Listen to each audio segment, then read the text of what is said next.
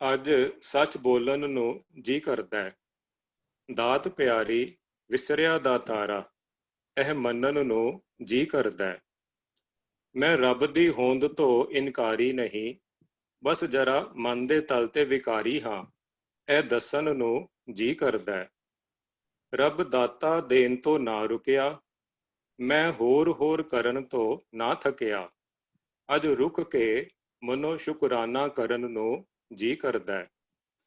ਸ਼ਬਦ ਦੀ ਧੁਨ ਤੇ ਮੈਂ ਕਈ ਵਾਰੀ ਝੂਮਿਆ, ਅੱਜ ਤਾਰਿਆਂ ਦੀ ਛਾਂ ਬੈਠ ਕੇ ਬਾਣੀ ਦਾ ਇੱਕ ਇੱਕ ਅੱਖਰ ਸੁਣਨ ਨੂੰ ਜੀ ਕਰਦਾ ਹੈ। ਜੀਵਨ ਗੁਜ਼ਾਰ ਦਿੱਤਾ ਮਨ ਵੱਲ ਮੁਖ ਕਰਕੇ, ਅੱਜ ਗੁਰੂ ਵੱਲ ਮੁਖ ਕਰਕੇ ਵਾਹ ਕਰਨ ਨੂੰ ਜੀ ਕਰਦਾ ਹੈ। ਕਾਸ਼ ਮੈਂ ਮਨ ਦੀਆਂ ਪਰਤਾਂ ਨੂੰ ਹਟਾ ਸਕਦਾ, ਉਸ ਨੂੰ ਇੱਕ ਨਵੀਂ ਤਖਤੀ ਬਣਾ ਸਕਦਾ। ਇੱਕ ਵਾਰੀ ਫੇਰ ਕਿਸੇ ਰੱਬ ਦੇ ਪਿਆਰੇ ਤੋਂ ਗੁਰਤੀ ਲੈਣ ਨੂੰ ਜੀ ਕਰਦਾ ਹੈ। ਸੁਨ ਮਨ ਮਿੱਤਰ ਪਿਆਰਿਆ, ਮਿਲ ਵੇਲਾ ਹੈ ਇਹ, ਪਰ ਮਨ ਸੁਣਦਾ ਨਹੀਂ, ਅੱਜ ਇਸ ਨੂੰ ਝੰਜੋੜਨ ਤੇ ਜੀ ਕਰਦਾ ਹੈ। ਕਾਸ਼ ਮਨ ਸੁਣ ਸਕੇ ਮੇਰੇ ਵੇਦਨ ਨੂੰ, ਮਨ ਨੇ ਹੱਸ ਕੇ ਆਵਾਜ਼ ਮਾਰੀ, ਤੂੰ ਤੇ ਰਹਿਣ ਹੀ ਦੇ, ਤੇਰਾ ਸਿਰਫ ਲੋਕਾਂ ਨੂੰ ਸੁਣਾਉਣ ਤੇ ਜੀ ਕਰਦਾ ਹੈ। ਮਨ ਬੋਲਿਆ ਤਿਸ ਸਿਉ ਲੂਕ ਜੋ ਸਦ ਹੀ ਸੰਗੀ, ਕਾਮ ਨਾ ਆਵੈ ਸੋ ਫਿਰ ਮੰਗੀ। ਇਹ ਹੈ ਤੇਰਾ ਜੀਵਨ, ਜੀਵਿਆ ਉਸ ਦਾ ਸਫਲ, ਜੋ ਜੀਵੇ ਜਿਵੇਂ ਰੱਬ ਦਾ ਜੀ ਕਰਦਾ ਹੈ। ਦਾਤਾ ਜੀਵਨ ਦੀ ਡੋਰ ਉਲਝ ਗਈ ਹੈ, ਹੁਣ ਸੁਲਝਦੀ ਨਹੀਂ, ਤੂੰ ਆਪ ਫੜ ਕੇ ਪਾਰ ਲੰਘਾ ਦੇ, ਜਿਵੇਂ ਤੇਰਾ ਜੀ ਕਰਦਾ ਹੈ। ਵਾਹਿਗੁਰੂ ਜੀ ਕਾ ਖਾਲਸਾ, ਵਾਹਿਗੁਰੂ ਜੀ ਕੀ ਫਤਿਹ। ਵਾਹਿਗੁਰੂ ਜੀ ਕਾ ਖਾਲਸਾ, ਵਾਹਿਗੁਰੂ ਜੀ ਕੀ ਫਤਿਹ। ਬਹੁਤ ਖੂਬ, ਬਹੁਤ ਸੁੰਦਰ ਵਿਚਾਰ ਇਸ ਕਵਿਤਾ 'ਚ ਵੀਰ ਜੀ ਨੇ ਦਿੱਤੇ ਹਨ। ਮੇਰਾ ਖਿਆਲ ਹੈ ਸਾਰਿਆਂ ਦੇ ਮਨ ਨੂੰ ਲੱਗੇ ਹੋਣਗੇ, ਔਰ ਸਾਡੇ ਮਨ ਦੀ ਜੋ ਹਾਲਤ ਹੈ ਉਹਨੂੰ ਬੜੇ ਖੂਬਸੂਰਤ ਢੰਗ ਨਾਲ ਵੀਰ ਜੀ ਨੇ ਬਿਆਨ ਕੀਤਾ ਹੈ।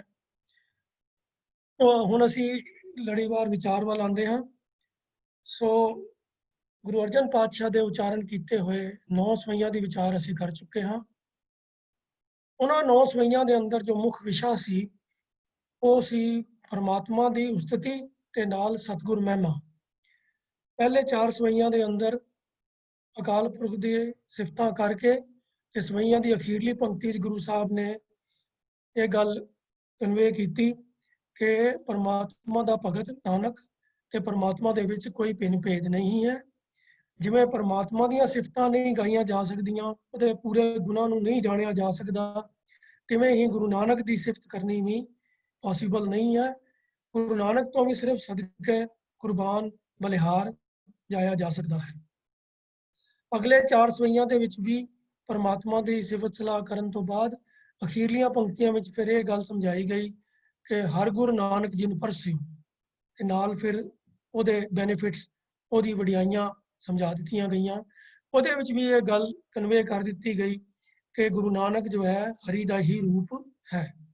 ਜੋ ਗੁਣ ਪਰਮਾਤਮਾ ਦੇ ਹਨ ਉਹ ਗੁਣ ਗੁਰੂ ਨਾਨਕ ਵਿੱਚ ਵੀ ਹਨ। ਉਹ ਅਖੀਰ ਦੇ 9ਵੇਂ ਸਵਈਆਂ ਦੇ ਵਿੱਚ ਵੀ ਗੁਰੂ ਨਾਨਕ ਦੀ ਸੰਗਤ ਦਾ ਜੋ ਲਾਭ ਹੈ ਉਹ ਮਨੁੱਖਾ ਜੀਵਨ ਨੂੰ ਸਫਲ ਕਰਨ ਦਾ ਜੋ ਤਰੀਕਾ ਹੈ ਉਹੀ ਹੈ ਗੁਰੂ ਨਾਨਕ ਦੀ ਸ਼ਰਨ ਲੈਣਾ। ਅਗਲੇ ਜਿਹੜੇ ਆਉਣ ਵਾਲੇ 11 ਸਵਈਏ ਹਨ, ਇਹਨਾਂ ਦੇ ਅੰਦਰ ਡਾਇਰੈਕਟ ਤੌਰ ਦੇ ਉੱਤੇ ਸਤਿਗੁਰ ਮਹਿਮਾ ਨਹੀਂ ਹੈ, ਬਲਕਿ ਪਰਮਾਤਮਾ ਦੀ ਸਿਫਤ ਸਲਾਹ ਤੇ ਮਨੁੱਖਾ ਜੀਵਨ ਦੇ ਅੰਦਰ ਜੋ ਮਨੁੱਖ ਦੀਆਂ ਮਨ ਦੀਆਂ ਕਮਜ਼ੋਰੀਆਂ ਹਨ, ਜੋ ਮਨੁੱਖੀ ਜੀਵਨ ਦੀਆਂ ਕਮਜ਼ੋਰੀਆਂ ਹਨ, ਉਹਨਾਂ ਦਾ ਜ਼ਿਕਰ ਹੈ ਤੇ ਪ੍ਰੇਰਨਾ ਕੀਤੀ ਗਈ ਹੈ ਮਨ ਨੂੰ ਤੇ ਵਿਕਾਰਾਂ ਵਾਲਾ ਪਾਸਾ ਛੱਡ ਕੇ ਪਰਮਾਤਮਾ ਦੀ ਸ਼ਰਨ ਹਾਸਲ ਕਰੋ। तो ਅਸੀਂ ਆਰੰਭ ਕਰਦੇ ਹਾਂ ਜੀ। ਸਵਈਏ ਸ੍ਰੀ ਮੁਖਬਾਕ ਮਹਿਲਾ ਪੰਜਵਾਂ। ਇੱਕ ਓੰਕਾਰ ਸਤਿਗੁਰ ਪ੍ਰਸਾਦ। ਆਛੀ ਦੇਹ ਮੋਹ ਫੁਨ ਬਾਂਧੀ, 60 ਕਠੋਰ ਕੁਚੀਲ ਕੋ ਗਿਆਨੀ। ਭਾਵਤ ਪ੍ਰਮਤ रहन नहीं पावत, पार ब्रह्म की गत नहीं जानी। जोबन रूप माया मद माता, विचरत बिकल बड़ो अभिमानी। पर धन पर अपवाद नार निंदा, यह मीठी जी माहे हितानी। बलबंच छप करत उपावा, पेखत सुनत प्रभ अंतर जामी। शील धर्म दया सुच नास्त, आयो शरण जी के दानी। कारण करण समरथ श्री तर, राख लिहो नानक के स्वामी। ਸੋ ਅੰਤ ਦੇ ਵਿੱਚ ਪਰਮਾਤਮਾ ਦੇ ਅੱਗੇ ਹੀ ਬੇਨਤੀ ਕੀਤੀ ਹੈ ਕਿ ਇਹ ਪ੍ਰਮਾਤਮਾ ਤੂੰ ਆਪ ਹੀ ਬਖਸ਼ਿਸ਼ ਕਰਕੇ ਮੈਨੂੰ ਰੱਖ ਲੈ। ਤੋ ਪਹਿਲੇ ਪੰਕਤੀ 'ਚ ਆਰੰਭ ਕਰਦਿਆਂ ਗੁਰੂ ਸਾਹਿਬ ਫਰਮਾਉਂਦੇ ਹਨ ਕਿ ਕਾਚੀ ਦੇਹ ਮੋਹ ਫੁਨ ਬਾਂਧੀ, 60 ਕੁਠੀਰ 60 कठोर कुचील कुज्ञानी। एक मिनट जरा मैंने एक्सक्यूज करना, मेरे फिर कंप्यूटर 'ਚ कोई प्रॉब्लम आ गई है।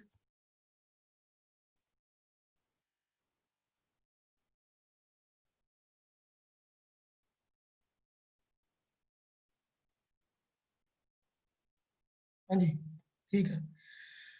काची देह मोह फुन बांधी, 60 कठोर कुचील कुज्ञानी। काची ਜਿਹੜਾ ਹੈ ਉਹ ਕੱਚੇ ਦਾ ਅਰਥ ਹੈ ਉਸਦਾ, ਪਰ ਇਸ ਸੈਂਸ ਵਿੱਚ ਵਰਤੀ ਗਈ ਹੈ ਕਿ ਜਿਹੜੀ ਚੀਜ਼ ਟੈਂਪਰੇਰੀ ਹੈ, ਪੱਕੀ ਨਹੀਂ ਹੈ, ਪੱਕੀ ਦਾ ਉਲਟ ਕੱਚੀ। ਤੋ ਪੱਕੀ ਚੀਜ਼ ਕਿਹੜੀ ਹੁੰਦੀ ਹੈ? ਜਿਹੜੀ ਲੌਂਗ ਲਾਸਟਿੰਗ ਹੋਵੇ, ਤੇ ਕੱਚੀ ਚੀਜ਼ ਹੁੰਦੀ ਹੈ ਜਿਹੜੀ ਥੋੜਾ ਚਿਰ ਹੀ ਰਹਿੰਦੀ ਹੋਵੇ। ਤੋ ਇੱਥੇ ਮਨੁੱਖਾ ਦੇਹੀ ਨੂੰ ਕਾਚੀ ਕਿਹਾ ਗਿਆ ਹੈ, ਕਿਉਂਕਿ ਮਨੁੱਖ ਦੀ ਦੇਹੀ ਕੁਝ ਸਮੇਂ ਵਾਸਤੇ ਹੀ ਇਨਸਾਨ ਨੂੰ ਮਿਲਦੀ ਹੈ, ਤੇ ਉਸ ਤੋਂ ਬਾਅਦ ਫਿਰ ਇਨਸਾਨ ਦੀ ਜੋਤ, ਜਦੋਂ ਪ੍ਰਮਾਤਮਾ ਦੀ ਜੋਤ ਇਹਦੇ ਵਿੱਚੋਂ ਨਿਕਲ ਜਾਂਦੀ ਹੈ, ਤੇ ਫਿਰ ਦੇਹ ਮਿੱਟੀ ਦੀ ਮਿੱਟੀ ਰਹਿ ਜਾਂਦੀ ਹੈ। ਉਹ ਕਿਉਂਕਿ ਇਸ ਦੇਹ ਦੀ ਹੋਂਦ ਟੈਂਪਰੇਰੀ ਹੈ, ਥੋੜ੍ਹੀ ਚਿਰੀ ਹੈ, ਤੇ ਇਸ ਲਈ ਇਸ ਨੂੰ ਕੱਚੀ ਕਰਕੇ ਆਖਿਆ ਹੈ। ਪਰ ਇਨਸਾਨ ਜਿਹੜਾ ਹੈ ਉਹ ਇਸ ਦੇਹ ਨਾਲ ਹੀ ਬੜਾ ਮੋਹ ਕਰਦਾ ਹੈ। ਆਮ ਸਾਡੇ ਜੀਵਨ ਵਿੱਚ ਅਸੀਂ ਸਮਾਜ ਵਿੱਚ ਵੀ ਦੇਖਦੇ ਹਾਂ ਕਿ ਇਸ ਦੇਹ ਨੂੰ ਸਵਾਰਨ ਦੇ ਉੱਤੇ ਕਿੰਨੇ ਯਤਨ ਕੀਤੇ ਜਾਂਦੇ ਹਨ। ਪਰ ਅੱਜ ਦੀ ਡੇਟ ਵਿੱਚ ਤਾਂ ਇਹ ਦੇਹ ਨੂੰ ਸਵਾਰਨ ਦਾ ਇੱਕ ਬਹੁਤ ਹੀ ਵੱਡਾ ਬਿਜ਼ਨਸ ਹੈ। ਖੈਰ, ਕਾਚੀ ਦੇਹ ਮੋਹ ਫੁਨ ਬਾਂਧੀ, 60 ਕਠੋਰ। 60 ਦਾ ਅਰਥ ਹੁੰਦਾ ਹੈ ਭੈੜਾ ਬੰਦਾ, ਗਲਤ ਕੰਮ ਕਰਨ ਵਾਲਾ ਬੰਦਾ। ਕਠੋਰ, ਕਠੋਰਤਾ ਵਾਲਾ, ਜਿਹਦੇ ਅੰਦਰ ਦਇਆ ਦੀ ਭਾਵਨਾ ਨਾ ਹੋਵੇ। ਕੁਚੀਲ, ਕੁਚੀਲ ਦਾ ਅਰਥ ਹੁੰਦਾ ਹੈ ਗੰਦਾ, ਗੰਦਾ ਮਨ, ਗੰਧ ਵਾਲਾ, ਜਿਹਦੇ ਅੰਦਰ ਸਾਫ਼ ਸਫਾਈ ਨਾ ਹੋਵੇ, ਨਿਰਮਲ ਨਾ ਹੋਵੇ, ਮੈਲ ਦਾ ਭਰਿਆ ਹੋਇਆ। ਕੋ ਗਿਆਨੀ, ਗਿਆਨੀ ਉਹ ਜਿਹਦੇ ਅੰਦਰ ਗਿਆਨ ਹੋਵੇ। ਕੋ ਗਿਆਨੀ, ਜਿਹਦੇ ਅੰਦਰ ਗਿਆਨ ਜਿਹੜਾ ਹੋਵੇ ਵੀ ਉਹ ਵੀ ਗਲਤ ਕਿਸਮ ਦਾ ਗਿਆਨ ਹੋਵੇ, ਜਾਂ ਗਿਆਨ ਹੋਵੇ ਹੀ ਨਾ। ਅਗਿਆਨੀ ਕਹਿੰਦੇ ਹਨ ਗਿਆਨ ਤੋਂ ਰਹਿਤ, ਕੋ ਗਿਆਨੀ ਮਾੜੇ ਗਿਆਨ ਵਾਲਾ, ਗਲਤ ਚੀਜ਼ਾਂ ਦਾ, ਭੈੜੀਆਂ ਚੀਜ਼ਾਂ ਦਾ ਗਿਆਨ ਹੋਣਾ। ਪਰ ਜਿਹੜੀ ਜ਼ਰੂਰੀ ਚੀਜ਼ ਹੈ ਜ਼ਿੰਦਗੀ ਵਾਸਤੇ, ਜੀਵਨ ਮਨੋਰਥ ਵਾਸਤੇ, ਉਹ ਗਿਆਨ ਨਾ ਹੋਣਾ। ਭਾਵਤ ਦਾ ਅਰਥ ਹੈ ਦੌੜਨਾ, ਪ੍ਰਮਤ ਭਟਕਣਾ, ਤੇ ਗਤ ਮੈਨੇ ਅਵਸਥਾ, ਉੱਚੀ ਆਤਮਕ ਅਵਸਥਾ। तो परमात्मा दे अवस्था ना जान के इंसान की जो हालत है उसनों गुरु पातशाह इस सोईए के आरंभ में बयान कर रहे हैं कि मेरे देह दे नाल मेरा प्यार बहुत है। मैं हाँ दुर्जन, भैड़े विचारों वाला, भैड़े कम करने वाला, मंदे ਕੰਮਾਂ ਦੇ ਵਿੱਚ ਲੱਗਾ ਰਹਿੰਦਾ ਹਾਂ। ਤੇ ਇਸ ਮੋਹ ਦੇ ਦੇਹ ਦੇ ਮੋਹ ਕਰਕੇ ਮੈਂ ਜੀਵਨ ਦੇ ਵਿੱਚ ਭਟਕਦਾ ਰਹਿੰਦਾ ਹਾਂ, ਮੇਰਾ ਮਨ ਟਿਕਦਾ ਨਹੀਂ ਹੈ। ਤੇ ਇਹ ਸਮਝਣ ਦੀ ਮੈਂ ਕਦੀ ਕੋਸ਼ਿਸ਼ ਹੀ ਨਹੀਂ ਕੀਤੀ ਕਿ ਪਾਰ ਬ੍ਰਹਮ ਦੀ ਜੋ ਅਵਸਥਾ ਹੈ ਉਹ ਕਿਹੋ ਜਿਹਾ ਹੈ, ਉਹਦੇ ਨਾਲ ਮੇਰਾ ਕੀ ਸੰਬੰਧ ਹੋਣਾ ਚਾਹੀਦਾ ਹੈ। तो काची देह ਭਾਵ ਕਦੀ ਸਦਾ ਥਿਰ ਨਾ ਰਹਿਣ ਵਾਲੀ ਦੇਹ ਜਿਹੜੀ ਹੈ, ਉਹਦੇ ਮੋਹ ਦੇ ਵਿੱਚ ਮੇਰੀ ਜੋ ਹੈ ਸੁਰਤ ਲੱਗੀ ਰਹਿੰਦੀ ਹੈ। ਬੰਦੀ ਤੋਂ ਭਾਵ ਇਹ ਹੈ ਕਿ ਮੇਰੀ ਸੁਰਤ ਜਿਹੜੀ ਹੈ ਉਹਦੇ ਨਾਲ ਜੁੜੀ ਹੋਈ ਹੈ, ਆਪਣੇ ਦੇਹ ਦੇ ਪਿਆਰ ਦੇ ਨਾਲ। ਉਹ ਮੇਰਾ ਖਿਆਲ ਹੈ ਕਿ ਇਸ ਗੱਲ ਨੂੰ ਅਸੀਂ ਸਹਿਜੇ ਹੀ ਸਮਝ ਸਕਦੇ ਹਾਂ ਕਿ ਸਾਡਾ ਜੀਵਨ ਦਾ ਜੋ ਬਹੁਤ ਸਾਰਾ ਸਮਾਂ ਹੈ, ਉਹ ਸਰੀਰ ਦੀ ਪਾਲਣਾ ਪੋਸ਼ਣਾ, ਸਰੀਰ ਨੂੰ ਸੋਹਣਾ ਬਣਾ ਕੇ ਰੱਖਣਾ, ਇਹਨਾਂ ਕੰਮਾਂ ਦੇ ਵਿੱਚ ਹੀ ਬੀਤ ਜਾਂਦਾ ਹੈ। ਤੇ ਮਨ ਨੂੰ ਸਵਾਰਨ ਵਾਸਤੇ ਜਾਂ ਮਨ ਨੂੰ ਪ੍ਰਮਾਤਮਾ ਦੇ ਪਿਆਰ ਦੇ ਨਾਲ ਜੋੜਨ ਵਾਸਤੇ ਸਾਡੀ ਅਟੈਂਸ਼ਨ, ਸਾਡਾ ਸਮਾਂ ਬਹੁਤ ਘੱਟ ਲੱਗਦਾ ਹੈ। ਤਾਂ ਇਸ ਪੰਕਤੀ ਦਾ ਜੋ ਭਾਵ ਅਰਥ ਹੈ ਉਹ ਹੀ ਹੈ ਕਿ ਸਾਡੀ ਜਿਹੜੀ ਜ਼ਿੰਦਗੀ ਦਾ ਫੋਕਸ ਹੈ, ਅਟੈਂਸ਼ਨ ਹੈ, ਉਹ ਜ਼ਿਆਦਾਤਰ ਸਾਡੇ ਸਰੀਰ ਦੀ ਸਾਂਭ ਸੰਭਾਲ ਤੇ ਸਵਾਰਨ ਵਾਲੇ ਪਾਸੇ ਲੱਗਿਆ ਹੁੰਦਾ ਹੈ। ਮਨ ਨੂੰ ਸਵਾਰਨ ਵਾਲੇ ਪਾਸੇ ਸਾਡਾ ਧਿਆਨ ਘਟ ਜਾਂਦਾ ਹੈ। ਪੰਕਤੀ ਦੇ ਦੂਸਰੇ ਹਿੱਸੇ ਦੇ ਅੰਦਰ ਗੁਰੂ ਸਾਹਿਬ ਨੇ ਇਨਸਾਨੀ ਮਨ ਦੀਆਂ ਕਮਜ਼ੋਰੀਆਂ ਨੂੰ ਇਹਨਾਂ ਲਫ਼ਜ਼ਾਂ ਦੇ ਵਿੱਚ ਬਿਆਨ ਕੀਤਾ ਹੈ: ਸੱਠ, ਕਠੋਰ, ਕੁਚੀਲ ਤੇ ਕੁਗਿਆਨੀ। ਸੱਠ ਦਾ ਅਰਥ ਹੈ ਭੈੜੇ ਸੁਭਾਅ ਵਾਲਾ, ਭੈੜੇ ਕਰਮ ਕਰਨ ਵਾਲਾ। ਕਠੋਰ ਮੈਨੇ ਨਿਰਦਈ, ਜਿਹਦੇ ਮਨ ਦੇ ਵਿੱਚ ਦਇਆ ਨਹੀਂ ਹੈ। ਕੁਚੀਲ ਮੈਨੇ ਗੰਦਾ ਰਹਿਣ ਵਾਲਾ। ਤੇ ਕੁਗਿਆਨੀ, ਜਿਹਦੇ ਅੰਦਰ ਭੈੜੇ ਵਿਚਾਰ ਜ਼ਿਆਦਾ ਹਨ ਤੇ ਅੰਦਰ ਸੱਚ ਦਾ ਗਿਆਨ ਨਹੀਂ ਹੈ। ਦੂਸਰੀ ਪੰਕਤੀ ਵਿੱਚ ਫਿਰ ਕਹਿੰਦੇ ਹਨ ਕਿ ਧਾਵਤ ਪ੍ਰਮਤ ਰਹਿਣ ਨਹੀਂ ਪਾਵਤ। ਮੈਂ ਇਸ ਮਾਇਆ ਦੇ ਮੋਹ ਦੇ ਨਾਲ ਜਕੜਿਆ ਹੋਇਆ, ਮੇਰਾ ਮਨ ਜਿਹੜਾ ਹੈ ਉਹ ਭਟਕਦਾ ਰਹਿੰਦਾ ਹੈ। ਉਸਦੇ ਮਨ ਦਾ ਭਟਕਾਇਆ ਹੋਇਆ ਮੈਂ ਵੀ ਭਟਕਦਾ ਰਹਿੰਦਾ ਹਾਂ ਤੇ ਕਿਧਰੇ ਮੇਰਾ ਮਨ ਫਿਰ ਟਿਕਾ ਵਿੱਚ ਆਂਦਾ ਨਹੀਂ ਹੈ। ਤੇ ਇਹ ਗੱਲ ਜਾਣਨ ਦੀ ਮੈਂ ਕਦੀ ਖੇਚਲ ਨਹੀਂ ਕੀਤੀ, ਕਦੀ ਕੋਸ਼ਿਸ਼ ਨਹੀਂ ਕੀਤੀ ਕਿ ਪਾਰ ਬ੍ਰਹਮ ਦੇ ਨਾਲ ਮੇਰੇ ਇਸ ਜੋ ਪਰਾਬ੍ਰਹਮ ਦੀ ਜੋਤ ਮੇਰੇ ਅੰਦਰ ਹੈ, ਉਸ ਦਾ ਤੇ ਪਰਮਾਤਮਾ ਦਾ ਕਿਸ ਤਰ੍ਹਾਂ ਸੰਬੰਧ ਜੋੜਨਾ ਹੈ, ਉਸ ਪਾਸੇ ਮੈਂ ਕਦੀ ਧਿਆਨ ਨਹੀਂ ਕੀਤਾ। ਮਨ ਮੇਰਾ ਹੋਰ ਕੰਮਾਂ ਵਾਲੇ ਪਾਸੇ ਹੀ ਭਟਕਦਾ ਰਹਿੰਦਾ ਹੈ। ਇਸ ਪਾਸੇ ਮੇਰਾ ਧਿਆਨ ਹੀ ਨਹੀਂ ਜਾਂਦਾ। ਜੋਬਨ ਰੂਪ ਮਾਇਆ ਮਦ ਮਾਤਾ, ਵਿਚਰਤ ਵਿਕਲ ਬਡੋ ਅਭਿਮਾਨੀ। यौवन भाव जवानी, मद मैंने जो है मस्ती, मस्त जो उदा नशा। विचरत मैंने विचरना, भटकना। विकल का अर्थ है व्याकुल, अपने आप को भुला के मैं व्याकुल रहिंदा हां। पर धन पर अपवाद, अपवाद का अर्थ है बुरे बचन। वो बचन वाद वैसे कहते हैं बोलन नूं, ते अपवाद हुंदा है माड़े बचन बोलना। तो ये जो दूसरी लाइन के अंदर लफ्ज आए ना, पर धन पर अपवाद नार निंदा, तो ये जड़ा पर लफ्ज है एक बारी धन दे नाल आया है, फिर आया है अपवाद दे नाल, पर अगे नाल नार ते निंदा जड़ा है इन्हां दे नाल भी ये लफ्ज अटैच्ड ही है। तो जिसले असीं पढ़दे हां पर धन पर अपवाद नार निंदा, तो यदा भाव इस तरह होएगा पर अपवाद पर नार पर निंदा। यह मीठी जी माए हितानी, हितानी का अर्थ है प्यारा लगना।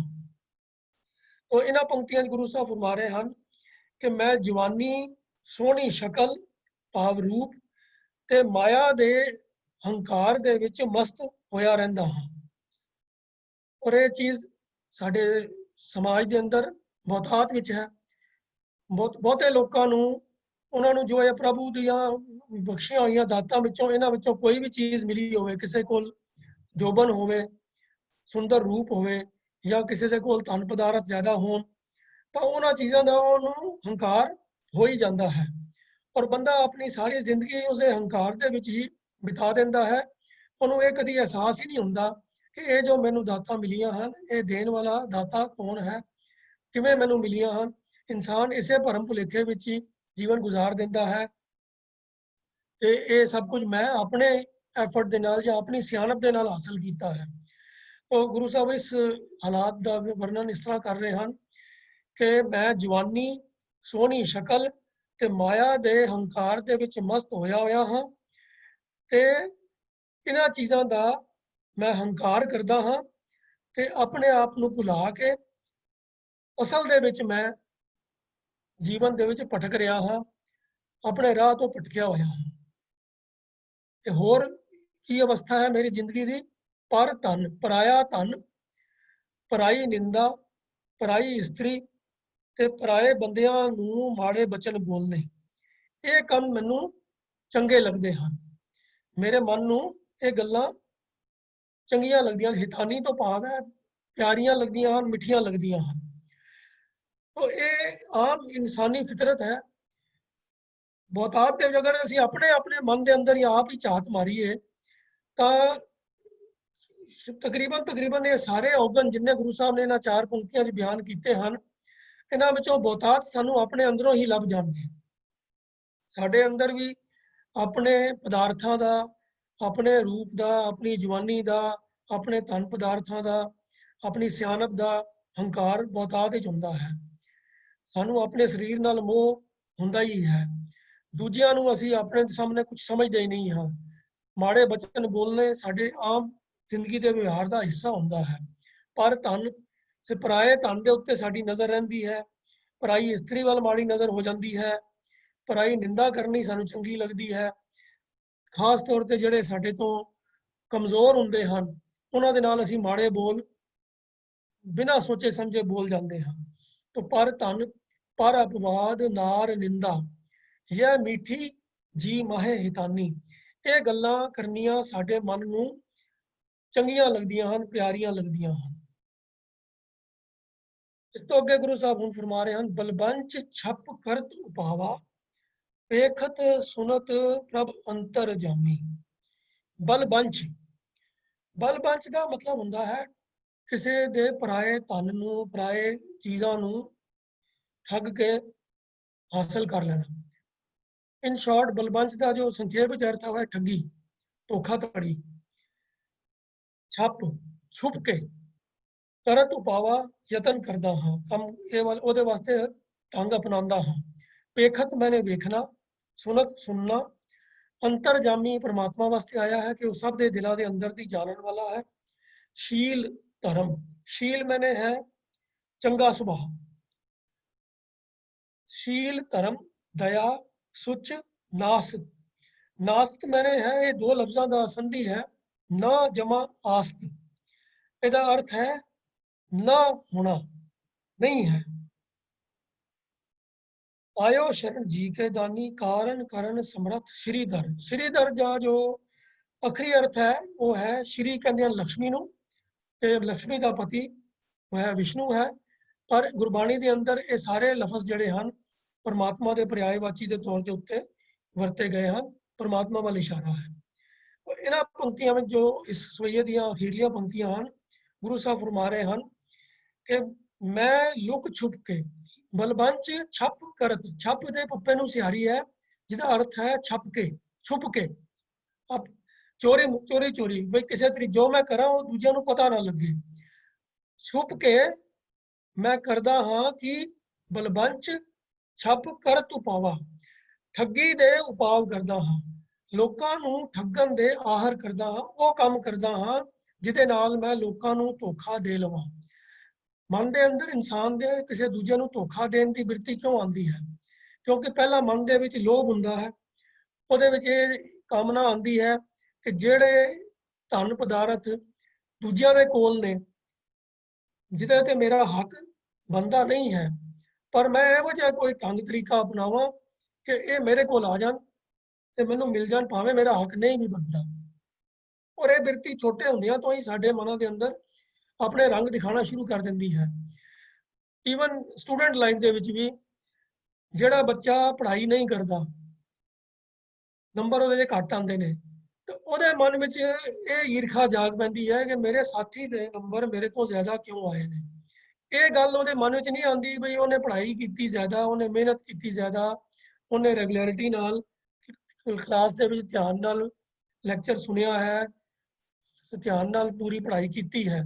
ਉਹਨੂੰ ਸਿਰਫ ਇਹ ਨਜ਼ਰ ਆ ਰਿਹਾ ਕਿ ਉਹਦੇ ਨੰਬਰ ਜ਼ਿਆਦਾ ਆਏ ਹਨ, ਤੇ ਉਹ ਕੀ ਕਰਦਾ ਹੈ ਫਿਰ ਨਜਾਇਜ਼ ਤਰੀਕੇ ਅਪਣਾਉਂਦਾ ਹੈ, ਨਕਲ ਮਾਰਦਾ ਹੈ, ਪਰਚੀਆਂ ਬਣਾ ਕੇ, ਹੋਰ ਚੋਰੀ ਛੁਪੇ ਨਕਲ ਮਾਰ ਕੇ ਤੇ ਨੰਬਰ ਵੱਧ ਲਿਆਉਣ ਦੇ ਆਹਰ ਕਰਦਾ ਹੈ। तो हालांकि अजे वो अडल्ट एज विच नहीं पहुंचा, बचपन विच ही है, पर ये पराए धन पराए पदार्थ के उत्ते नज़र आने की जिहड़ी बिरती है वो बचपन विच ही माया जिहड़ा है वो अपना प्रभाव इंसान के मन विच ਪਾ ਦਿੰਦੀ ਹੈ। तो बलबंच छप करत उपावा, बलबंच पराए ਬੰਦੇ ਨੂੰ ਕਿਸੇ ਨੂੰ ਠੱਗ ਕੇ ਉਹਦਾ ਮਾਲ ਆਪਣੇ ਘਰ ਪਾ ਲੈਣਾ, ਠੱਗੀ ਮਾਰ ਲੈਣਾ, ਧੋਖਾਧੜੀ, ਕਿਸੇ ਨੂੰ ਗਲਤ ਗੱਲਾਂ ਕਰਕੇ ਫੁਸਲਾ ਕੇ ਸਬਜ਼ ਬਾਗ ਦਿਖਾ ਕੇ ਕਿ ਮੈਂ ਇਹ ਵਾਲਾ ਕੰਮ ਕਰਾਂਗਾ, ਇਹਦੇ ਤੈਨੂੰ ਮੈਂ 100 ਦੇ ਤੇਰੇ 1000 ਬਣਾ ਦਿਆਂਗਾ, ਸੌਖੇ ਕੀਤੇ ਤੂੰ ਅਮੀਰ ਹੋ ਜਾਏਗਾ, ਇਹੋ ਜਿਹੇ ਸਬਜ਼ ਬਾਗ ਦਿਖਾ ਕੇ ਤੇ ਲੋਕਾਂ ਨੂੰ ਲੁੱਟਣ ਦੇ ਇਹ ਧੰਦੇ ਜਿਹੜੇ ਅੱਜ ਕੱਲ੍ਹ ਬਹੁਤ ਹੀ ਫ੍ਰੀਕੁਐਂਟ ਨੇ। ਔਰ ਨਿਤ ਦਿਹਾੜੇ ਸਾਨੂੰ ਇਹ ਖਬਰਾਂ ਪੜ੍ਹਨ ਨੂੰ ਮਿਲਦੀਆਂ ਨੇ ਕਿ ਬਈ ਇੰਟਰਨੈਟ ਦੇ ਰਾਹੀਂ ਜਾਂ ਹੋਰ ਟੈਲੀਫੋਨ ਟੈਲੀਕਾਲਿੰਗ ਦੇ ਰਾਹੀਂ ਲੋਕਾਂ ਨੂੰ ਭਰਮਾ ਕੇ ਤੇ ਲੁੱਟ ਲਿਆ ਜਾਂਦਾ ਹੈ। ਤਾਂ ਇਹ ਹੈ ਇਨਸਾਨੀ ਫਿਤਰਤ ਹੈ। ਜਿਹਦਾ ਵਾਹ ਲੱਗ ਜਾਂਦਾ ਹੈ ਉਹ ਠੱਗੀ ਮਾਰ ਲੈਂਦਾ ਹੈ, ਜਿਹਦੇ ਕੋਲੋਂ ਠੱਗੀ ਨਹੀਂ ਵੱਜਦੀ ਉਹ ਇਹ ਭਰਮ ਪਾਲਦਾ ਰਹਿੰਦਾ ਹੈ ਕਿ ਮੈਂ ਤੇ ਬੜਾ ਇਮਾਨਦਾਰ ਬੰਦਾ ਹਾਂ। ਅਸਲ ਵਿੱਚ ਮਨ ਦੇ ਅੰਦਰ ਕਾਮਨਾ ਬਹੁਤਿਆਂ ਦੇ ਹੁੰਦੀ ਹੈ, ਪਰ ਬਹੁਤਿਆਂ ਦੇ ਅੰਦਰ ਕਾਬਲੀਅਤ ਨਹੀਂ ਹੁੰਦੀ ਠੱਗੀ ਮਾਰਨ ਦੀ, ਕਿਉਂਕਿ ਕਿਸੇ ਨੂੰ ਲੁੱਟਣਾ ਹੋਵੇ, ਕਿਸੇ ਨੂੰ ਧੋਖਾ ਦੇਣਾ ਹੋਵੇ, ਉਹਦੇ ਵਾਸਤੇ ਵੀ ਕੁਝ ਨਾ ਕੋਈ ਸਿਆਣਪ ਚਾਹੀਦੀ ਹੈ, ਕੁਝ ਅਕਲ ਚਲਾਕੀ ਚਾਹੀਦੀ ਹੈ। ਤੇ ਕਈ ਬੰਦਿਆਂ ਦੇ ਅੰਦਰ ਉਹ ਚਲਾਕੀ ਉਹ ਸਿਆਣਪ ਹੁੰਦੀ ਨਹੀਂ ਹੈ ਤੇ ਉਹਨਾਂ ਦਾ ਜੇ ਵਸ ਚੱਲਦਾ ਨਹੀਂ ਹੈ। ਜੇ ਵਸ ਚੱਲ ਜਾਏ ਤੇ ਉਹਨਾਂ ਨੂੰ ਇਹ ਅਸ਼ੋਰੈਂਸ ਵੀ ਹੋਵੇ ਕਿ ਕਿਸੇ ਨੂੰ ਪਤਾ ਨਹੀਂ ਲੱਗੇਗਾ, ਤਾਂ ਫਿਰ ਉਹ ਵੀ ਠੱਗੀ ਮਾਰ ਲੈਣਗੇ। ਇੱਕ ਮਾਮੂਲੀ ਜੀ ਮਿਸਾਲ ਲੈ ਲਓ, ਅਸੀਂ ਡਰਾਈਵ ਕਰਦੇ ਹਾਂ, ਸਵੇਰ ਦੇ ਵੇਲਾ ਹੈ ਜਿਸ ਲਈ ਟ੍ਰੈਫਿਕ ਬਹੁਤ ਘੱਟ ਹੈ, ਅਸੀਂ ਟ੍ਰੈਫਿਕ ਲਾਈਟ ਤੇ ਪਹੁੰਚਦੇ ਹਾਂ, ਲਾਈਟ ਰੈੱਡ ਹੈ, ਅਸੀਂ ਆਸੇ-ਪਾਸੇ ਨਜ਼ਰ ਮਾਰਦੇ ਹਾਂ ਕੋਈ ਪੁਲਿਸ ਵਾਲਾ ਖੜਾ ਤੇ ਨਹੀਂ ਹੈ, ਕੋਈ ਹੋਰ ਦੇਖ ਤੇ ਨਹੀਂ ਰਿਹਾ, ਅਸੀਂ ਰੈੱਡ ਲਾਈਟ ਪਾਰ ਕਰ ਜਾਂਦੇ ਹਾਂ। ਤਾਂ ਕੀਤਾ ਕੀ ਹੈ, ਅਸੀਂ ਤਾਂ ਠੱਗੀ ਮਾਰੀ ਹੈ ਨਾ ਇੱਕ ਤਰੀਕੇ ਨਾਲ ਸਿਸਟਮ ਦੇ ਨਾਲ ਕਿ ਬਈ ਸਾਡਾ ਉੱਥੇ ਫਰਜ਼ ਸੀਗਾ ਉਸ ਰੈੱਡ ਲਾਈਟ ਤੇ ਰੁਕਣਾ, ਪਰ ਸਾਨੂੰ ਥੋੜੀ ਇਹ ਅਸ਼ੋਰੈਂਸ ਹੋ ਗਈ ਵੀ ਇਸ ਵੇਲੇ ਕੌਣ ਤੱਕਦਾ ਹੈ। ਜੇ ਬਾਅਦ ਚ ਪਤਾ ਲੱਗ ਜਾਏ ਕਿ ਇੱਥੇ ਤਾਂ ਕੈਮਰਾ ਫਿੱਟ ਹੋਇਆ ਹੋਇਆ ਤੇ ਫਿਰ ਅਸੀਂ ਭੁੱਲ ਕੇ ਵੀ ਉਹ ਲਾਈਟ ਰੈੱਡ ਲਾਈਟ ਕ੍ਰਾਸ ਨਹੀਂ ਕਰਾਂਗੇ। ਤਾਂ ਫਿਰ ਕੋਈ ਆਰਗੂਮੈਂਟ ਕਰ ਸਕਦਾ ਹੈ ਕਿ ਬਈ ਅਸੀਂ ਸਵੇਰ ਦੇ ਵੇਲੇ ਲੋ ਟ੍ਰੈਫਿਕ ਹਲਕੇ ਟ੍ਰੈਫਿਕ ਦੇ ਵੇਲੇ ਰੈੱਡ ਲਾਈਟ ਕ੍ਰਾਸ ਕੀਤੀ, ਕਿਸੇ ਦਾ ਨੁਕਸਾਨ ਥੋੜਾ ਕੀਤਾ। ਗੱਲ ਕਿਸੇ ਦਾ ਨੁਕਸਾਨ ਕਰਨ ਦੀ ਪਿੱਛੋਂ ਆਉਂਦੀ ਹੈ, ਪਰ ਪਹਿਲੀ ਗੱਲ ਕੀ ਆਉਂਦੀ ਹੈ ਕਿ ਮਨ ਦੇ ਵਿੱਚ ਇਹ ਬਿਰਤੀ ਬਣ ਜਾਂਦੀ ਹੈ ਕਿ ਕੋਈ ਵੇਖਦਾ ਤਾਂ ਨਹੀਂ ਪਿਆ। ਜੇ ਉਸੇ ਰੈੱਡ ਲਾਈਟ ਦੇ ਉੱਤੇ ਸਾਨੂੰ ਪਤਾ ਹੋਵੇ ਕੈਮਰਾ ਲੱਗਾ ਹੋਇਆ ਹੈ ਤਾਂ ਅਸੀਂ ਸਵੇਰ ਵੇਲੇ ਵੀ ਕਦੀ ਰੈੱਡ ਲਾਈਟ ਕ੍ਰਾਸ ਨਹੀਂ ਕਰਾਂਗੇ, ਪਰ ਜੇ ਸਾਨੂੰ ਪਤਾ ਹੋਵੇ ਕਿ ਇੱਥੇ ਕੈਮਰਾ ਨਹੀਂ ਹੈ, ਇਸ ਵੇਲੇ ਕਿਹੜਾ ਕੋਈ ਪੁਲਿਸ ਵਾਲਾ ਖੜਾ ਹੋਣਾ, ਕਿਸੇ ਨੇ ਵੇਖਣਾ ਨਹੀਂ ਹੈ, ਚੱਲ ਨਿਕਲ ਜਾਂਦੇ ਆ, ਜਿਹੜਾ ਅੱਧਾ ਮਿੰਟ ਬਚਦਾ ਉਹੀ ਸਹੀ। ਤਾਂ ਇਹ ਮਨ ਦੀ ਕਮਜ਼ੋਰੀ ਹੈ ਕਿ ਮਨ ਜਿਹੜਾ ਹੈ ਜਿਹੜੀ ਚੀਜ਼ ਦੇ ਉੱਤੇ ਹੱਕ ਨਹੀਂ ਬਣਦਾ ਉਸ ਚੀਜ਼ ਨੂੰ ਵੀ ਹਾਸਲ ਕਰਨੀ ਚਾਹੁੰਦਾ ਹੈ, ਪ੍ਰੋਵਾਈਡਡ ਉਹਨੂੰ ਇਹ ਅਸ਼ੋਰੈਂਸ ਹੋਵੇ ਕਿ ਵੀ ਮੈਨੂੰ ਕੋਈ ਵੇਖੇਗਾ ਨਹੀਂ, ਮੈਨੂੰ ਕੋਈ ਸਜ਼ਾ ਤਾਂ ਨਹੀਂ ਮਿਲੇਗੀ, ਮੈਂ ਪਕੜਿਆ ਤਾਂ ਨਹੀਂ ਜਾਵਾਂਗਾ। ਸ਼ੁਰੂਆਤ ਇੱਥੋਂ ਹੀ ਹੁੰਦੀ ਹੈ, ਫਿਰ ਥੋੜੀ ਥੋੜੀ ਜਦੋਂ ਹੌਸਲਾ ਵੱਧਦਾ ਹੈ ਤੇ ਬੰਦਾ ਹੋਰ ਵੱਡੀਆਂ ਚੋਰੀਆਂ ਵੱਡੀਆਂ ਠੱਗੀਆਂ ਕਰਨੀਆਂ ਸ਼ੁਰੂ ਕਰ ਦਿੰਦਾ ਹੈ। ਇਹ ਕਹਾਣੀ ਤੁਸੀਂ ਸਾਰਿਆਂ ਨੇ ਸੁਣੀ ਹੋਏਗੀ ਕਿ ਇੱਕ ਬੱਚਾ ਸਕੂਲੋਂ ਛੋਟੀ ਛੋਟੀ ਚੀਜ਼ਾਂ ਪੈਨਸਲ ਰਬੜ ਕਿਸੇ ਦੂਜੇ ਸਾਥੀ ਬੱਚਿਆਂ ਦੀਆਂ ਚੁਰਾ ਲਿਆਂਦਾ ਸੀ ਤੇ ਉਹਦੀ ਮਾਂ ਉਹਨੂੰ ਕਦੀ ਟੋਕਦੀ ਨਹੀਂ ਸੀ, ਚੱਲ ਕੋਈ ਨਹੀਂ ਚੰਗਾ ਤੂੰ ਲੈ ਆਇਆ ਕੋਈ ਗੱਲ ਨਹੀਂ। ਤੇ ਵੱਡਾ ਹੋ ਕੇ ਉਹਨੇ ਫਿਰ ਵੱਡੀਆਂ ਵੱਡੀਆਂ ਚੋਰੀਆਂ ਕਰਨੀਆਂ ਸ਼ੁਰੂ ਕਰ ਦਿੱਤੀਆਂ। ਫਿਰ ਇੱਕ ਵਾਰੀ ਉਹ ਫੜਿਆ ਗਿਆ ਤੇ ਉਹਨੂੰ ਕਾਫੀ ਸਖਤ ਸਜ਼ਾ ਹੋਈ, ਤਾਂ ਉਹਨੇ ਪੁੱਛਿਆ ਗਿਆ ਕਿ ਵੀ ਤੇਰੀ ਕੋਈ ਇੱਛਾ ਹੈ, ਤੇ ਉਹਨੇ ਕਿਹਾ ਜੀ ਹਾਂ ਮੈਂ ਆਪਣੀ ਮਾਂ ਨੂੰ ਮਿਲਣਾ ਚਾਹੁੰਦਾ। ਜਦੋਂ ਉਹਦੀ ਮਾਂ ਨੂੰ ਮਿਲਣ ਵਾਸਤੇ ਉਹਨੂੰ ਲਿਆਇਆ ਗਿਆ ਤੇ ਉਹਨੇ ਮਾਂ ਦਾ ਕੰਨ ਹੀ ਵੱਢ ਲਿਆ ਚੱਕ ਮਾਰ ਕੇ। ਤੇ ਉਹ ਜੇਲਰ ਜਿਹੜੇ ਸੀਗੇ ਜਾਂ ਹੋਰ ਪੁਲਿਸ ਵਾਲੇ ਸੀ ਉਹ ਕਹਿੰਦੇ ਇਹ ਤੂੰ ਕੀ ਕੀਤਾ? ਕਹਿੰਦਾ ਅੱਜ ਮੈਂ ਜਿਹੜਾ ਚੋਰ ਹਾਂ, ਜਿਹਦਾ ਮੈਂ ਜੇਲ੍ਹ ਮੈਨੂੰ ਸਜ਼ਾ ਹੋਈ ਹੈ ਨਾ, ਉਹ ਇਹਦੀ ਮਿਹਰਬਾਨੀ ਹੈ ਕਿ ਜਦੋਂ ਮੈਂ ਅਣਜਾਣ ਬੱਚਾ ਸੀਗਾ ਇਹਨੇ ਮੈਨੂੰ ਟੋਕਿਆ ਨਹੀਂ ਤੇ ਮੈਂ ਛੋਟੀਆਂ ਚੋਰੀਆਂ ਕਰਦਾ ਸੀਗਾ ਤੇ ਫੜਿਆ ਨਹੀਂ ਸੀ ਜਾਂਦਾ, ਤੇ ਮੈਂ ਉਸ ਤੋਂ ਬਾਅਦ ਫਿਰ ਮੇਰਾ ਹੌਸਲਾ ਵੱਧਦਾ ਗਿਆ ਤੇ ਮੈਂ ਵੱਡੀਆਂ ਚੋਰੀਆਂ ਕਰਨੀਆਂ ਸ਼ੁਰੂ ਕਰ ਦਿੱਤੀਆਂ। ਤਾਂ ਖੈਰ ਕਹਿਣ ਤੋਂ ਮੁਰਾਦ ਕੀ ਹੈ ਕਿ ਚੋਰੀ ਛੁਪੇ ਠੱਗੀ ਮਾਰਨੀ ਇਹ ਇਨਸਾਨੀ ਫਿਤਰਤ ਦਾ ਆਮ ਹਿੱਸਾ ਹੈ, ਤੇ ਬੰਦੇ ਨੂੰ ਇਹ ਅਸ਼ੋਰੈਂਸ ਹੋਵੇ ਸਹੀ ਕਿ ਵੀ ਮੈਂ ਫੜਿਆ ਨਹੀਂ ਜਾਵਾਂਗਾ ਤਾਂ ਉਹ ਠੱਗੀ ਮਾਰਨ ਨੂੰ ਰਾਜੀ ਹੋ ਜਾਂਦਾ ਹੈ। ਬਲਬੰਚ ਛਪ ਕਰਤ ਉਪਾਵਾ ਪੇਖਤ ਸੁਨਤ ਪ੍ਰਭ ਅੰਤਰਜਾਮੀ, ਔਰ ਇਸ ਕਰਕੇ ਕਰਦਾ ਹੈ ਕਿ ਉਹਨੂੰ ਇਸ ਗੱਲ ਦਾ ਭੁਲੇਖਾ ਰਹਿੰਦਾ ਹੈ ਕਿ ਕੋਈ ਵੇਖਦਾ ਨਹੀਂ ਹੈ। ਪਰ ਗੁਰੂ ਸਾਹਿਬ ਨੇ ਇਸ ਪੰਕਤੀ ਦੇ ਦੂਸਰੇ ਹਿੱਸੇ 'ਚ ਗੱਲ ਬੜੀ ਸਪਸ਼ਟ ਕਰ ਦਿੱਤੀ ਹੈ ਕਿ ਪੇਖਤ ਸੁਨਤ ਪ੍ਰਭ ਅੰਤਰਜਾਮੀ, ਮੈਂ ਜਿੰਨੇ ਮਰਜ਼ੀ ਚੋਰੀ ਛੁਪੇ ਠੱਗੀ ਮਾਰਨ ਦੇ ਉਪਾਅ ਕਰ ਲਵਾਂ, ਜਿੰਨੇ ਮਰਜ਼ੀ ਅਰੇਂਜਮੈਂਟ ਕਰ ਲਵਾਂ ਕੋਈ ਤੱਕੇ ਨਾ, ਪਰ ਉਹ ਪਰਮਾਤਮਾ ਸਦ ਸੁਣਦਾ ਸਦ ਵੇਖਦਾ, ਹਮੇਸ਼ਾ ਹੀ ਸੁਣ ਰਿਹਾ ਹੈ, ਹਮੇਸ਼ਾ ਹੀ ਵੇਖ ਰਿਹਾ ਹੈ, ਔਰ ਉਹ ਤਾਂ ਮੇਰੇ ਅੰਦਰ ਦੀ ਵੀ ਮੇਰੇ ਦਿਲ ਦੀ ਵੀ ਜਾਣਦਾ ਹੈ। ਤਾਂ ਉਹਨੂੰ ਪਤਾ ਹੈ ਕਿ ਮੈਂ ਕੀ ਕਰਨ ਜਾ ਰਿਹਾ ਹਾਂ, ਕੀ ਕਰ ਰਿਹਾ ਹਾਂ। ਸੋ ਇਸ ਲਈ ਜਿੰਨਾ ਮਰਜ਼ੀ ਮੈਂ ਸੰਭਲ ਕੇ ਚਲਾਕੀ ਨਾਲ ਸਿਆਣਪ ਦੇ ਨਾਲ ਚੋਰੀ ਛੁਪੇ ਕੰਮ ਕਰਨ ਦੇ ਯਤਨ ਕਰਾਂ, ਠੱਗੀ ਮਾਰਨ ਦੇ ਯਤਨ ਕਰਾਂ, ਪਰਮਾਤਮਾ ਮੇਰੇ ਸਭ ਅੰਦਰ ਦੀ ਜਾਣਨ ਵਾਲਾ ਹੈ। तो बलबंच छप करत उपावा ਏਖਤ ਸੁਨਤ ਪ੍ਰਭ ਅੰਤਰ ਜਾਮੀ। ਉਹ ਅੰਦਰ ਦੇ ਜਾਣਨ ਵਾਲਾ ਪ੍ਰਭੂ ਸਭ ਕੁਝ ਸੁਣ ਰਿਹਾ ਹੈ, ਸਭ ਕੁਝ ਵੇਖ ਰਿਹਾ ਹੈ। ਸ਼ੀਲ ਧਰਮ ਦਇਆ ਸੁਚ ਨਾਸ। ਚੰਗਾ ਸੁਭਾਅ, ਧਰਮ, ਦਇਆ, ਪਵਿੱਤਰਤਾ, ਇਹ ਸਭ ਚੀਜ਼ਾਂ ਤਾਂ ਮੇਰੇ ਅੰਦਰ ਹੈ ਹੀ ਨਹੀਂ। ਇਹ ਜੋ ਲਫ਼ਜ਼ ਨਾਸਤ ਹੈ, ਨਾਸਤ, ਇਹਦੇ ਸੱਸੇ ਦੇ ਥੱਲੇ ਹਲੰਤ ਲੱਗਾ ਹੋਇਆ ਹੈ।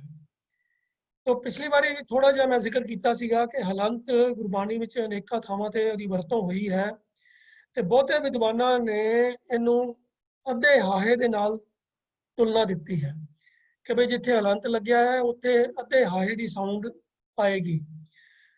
ਪਰ ਇੰਟਰਨੈਟ ਤੋਂ ਸਰਚ ਕਰਕੇ ਜੋ ਮੈਂ ਹਲੰਤ ਬਾਰੇ ਜਾਣਕਾਰੀ ਹਾਸਲ ਕੀਤੀ ਹੈ, ਉਹਦੇ ਵਿੱਚ ਹਾਹੇ ਵਾਲੀ ਗੱਲ ਕੋਈ ਹੈ ਨਹੀਂ ਗੀ। ਨਾ ਅੱਧੇ ਹਾਹੇ ਦੀ ਸਾਊਂਡ ਹੈ, ਨਾ ਹੀ ਇਸ ਤੋਂ ਛੋਟੀ ਕੋਈ ਸਾਊਂਡ ਹੈ। ਉੱਥੇ ਹਲੰਤ ਦਾ ਜੋ ਪਰਪਸ ਲਿਖਿਆ ਗਿਆ ਹੈ ਉਹ ਹੈ ਕਿ ਜਿਸ ਅੱਖਰ ਦੇ ਥੱਲੇ ਹਲੰਤ ਲੱਗਾ ਹੋਵੇ ਉਹਦੀ ਸਾਊਂਡ ਨੂੰ ਛੋਟੇ ਕਰਕੇ ਪੜ੍ਹਨਾ ਹੈ।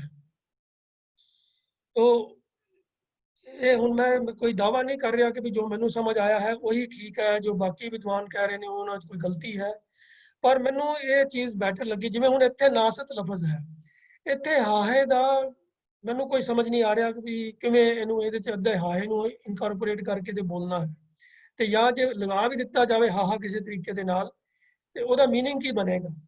ਪਰ ਅਗਰ ਜੇ ਇਹਨੂੰ ਨਾਸਤ ਇਸ ਤਰ੍ਹਾਂ ਪੜ੍ਹਿਆ ਜਾਵੇ ਵੀ ਨਾਸਤ ਨਹੀਂ ਪੜ੍ਹਨਾ, ਨਾਸਤ, ਤਾਂ ਉਹ ਗੱਲ ਫਿਰ ਵੀ ਥੋੜੀ ਸਮਝ ਆਉਂਦੀ ਹੈ। ਇਹਦਾ ਅਰਥ ਉਹੀ ਹੈ ਕਿ ਜੋ ਨਹੀਂ ਹੈ, ਨਾ ਜਮਾ ਅਸਤ ਤੇ ਕੰਬਾਈਨ ਹੋ ਕੇ ਬਣ ਗਿਆ ਨਾਸਤ। तो शील धर्म दया सुच नास्त आयो शरण जी के दानी।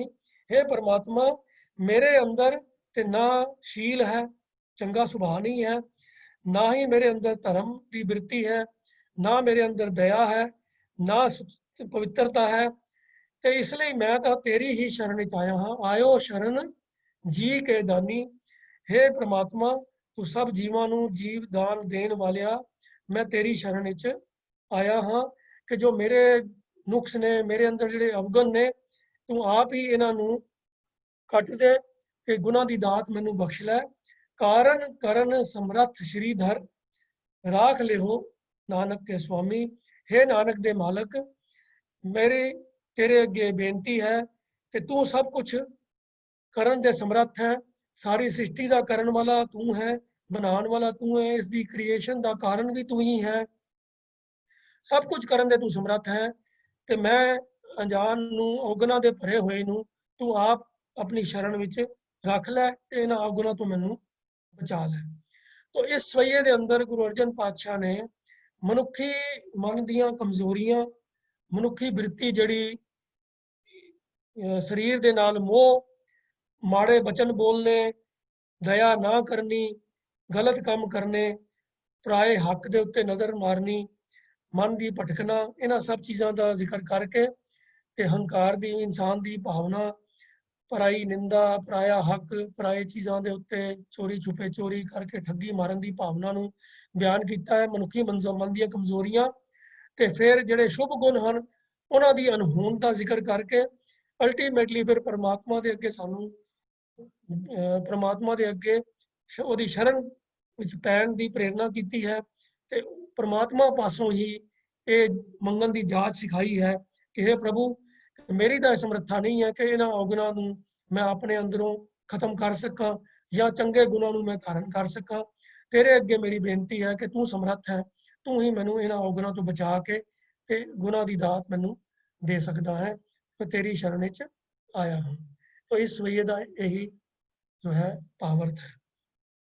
इस तो अगला सवैया है जी, कीरत करन शरण मनमोहन, जोहन पाप विदारन को, हर तारन तरन समरथ सबै विद, कुल समूह उदाहरण सो, चित चेत अचेत जान सत संगत, परम अंधेर मोहो कत तों, मूरत करी चसा पल सिमरन, राम नाम रसना संग लो, होछो काज अल्प सुख बंधन, कोट जन्म कहाँ दुख पहो, सिखया संत नाम भज नानक, राम रंग आत्म स्यों रो।